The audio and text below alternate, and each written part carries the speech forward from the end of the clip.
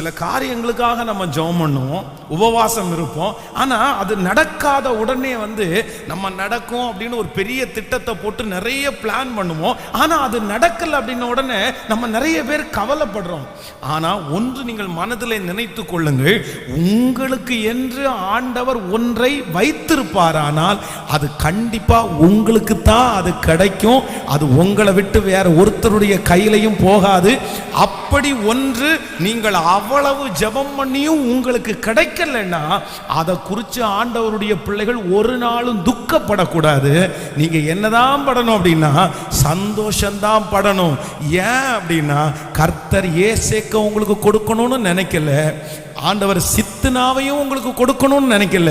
கர்த்தர் உங்களுக்கு ஒரு பெரிய ரகபோத்தை கொடுக்கணும்னு கர்த்தர் நினைச்சிருக்கிற அந்த ஒரே காரணத்திற்காக மட்டும்தான் அது நமக்கு கிடைக்காம போயிரு.